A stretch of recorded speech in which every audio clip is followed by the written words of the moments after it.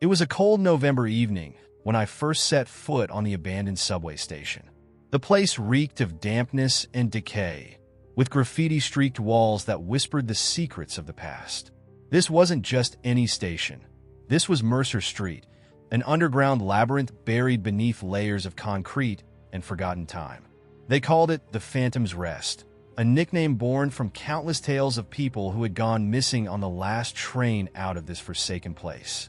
I didn't believe in ghosts, not then at least, but as someone who had spent his life debunking myths and urban legends, I thought I was prepared for whatever I might find.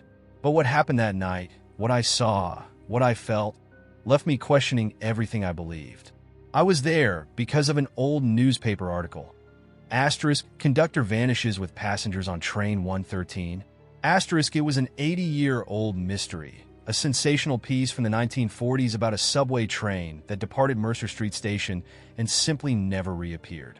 According to the legend, every November, the station became a gateway, a portal where you could see the long-lost train, its ghostly passengers trapped in an eternal loop. My friends called me a fool for going, but the thrill of chasing the supernatural had always been too alluring. I packed my gear, a flashlight, a camera, and a journal to document everything. Little did I know, this wouldn't be the kind of story I'd write in the comfort of my study.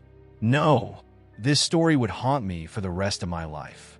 The moment I stepped onto the cracked tiles of the platform, the air grew heavy, thick with a stillness that seemed unnatural. I clicked on my flashlight and swept the beam across the empty tracks. The sound of distant dripping water echoed through the cavernous space. I called out, "Hello? Anyone here?"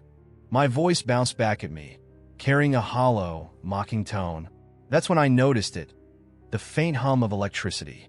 The lights on the platform flickered once, twice, and then burst to life in a blinding flash. And there it was, a train, sleek and pristine, unlike anything I'd ever seen, stood motionless before me. It wasn't just an old relic.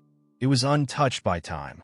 The silver metal glinted in the artificial light, and the windows were dark, concealing whatever lay inside. The number 113 was embossed on the side in bold black letters. My breath hitched. This couldn't be real. The train had vanished decades ago, swallowed by history. Curiosity overcame fear. I climbed aboard. The door slid open soundlessly, as if expecting me. Inside, the seats were immaculate, upholstered in deep crimson leather that smelled faintly of tobacco and roses.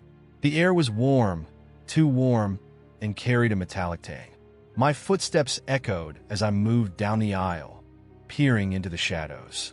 Then I saw her. A woman sat at the far end of the car, her back to me. She was wearing a vintage dress, the kind you'd see in black and white photographs. "Excuse me," I called out, my voice trembling. She didn't respond. I approached slowly, the hairs on my neck standing on end. As I got closer, I realized she wasn't moving. Her chest wasn't rising or falling. I reached out a hand to touch her shoulder, and that's when she turned. Her face was wrong. Sunken eyes stared at me, filled with a sorrow that felt ancient, unending.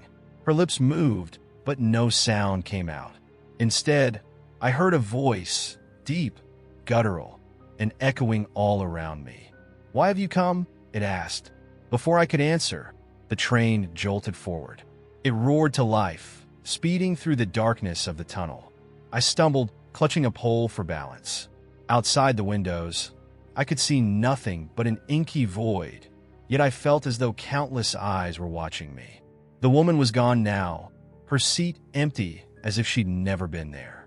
I was alone, or so I thought. The sound of footsteps filled the car, slow and deliberate. My heart pounded as I turned to face the aisle. A man stood there, dressed in the uniform of a conductor, his cap tilted just enough to cast his face in shadow. He raised a gloved hand and pointed at me. "You shouldn't have boarded," he said. His voice was like gravel scraping against metal, raw and unnatural. "What do you mean?" I stammered. "You've entered their world now," he replied. "There's no going back." The train screeched to a halt, throwing me forward. I scrambled to my feet and looked around. The car was no longer pristine, it was rotting.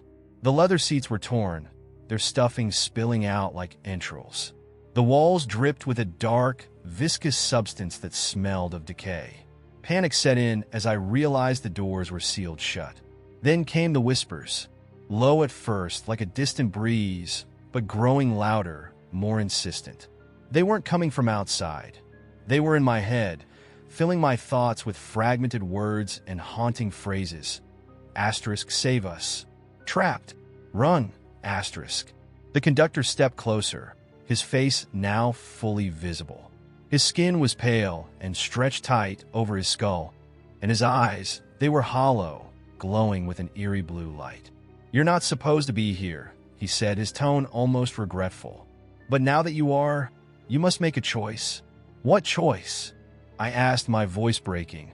"To join them, or to face the darkness alone?" Before I could respond, the train began moving again, faster and faster, the walls vibrating violently. The whispers turned to screams, deafening and relentless.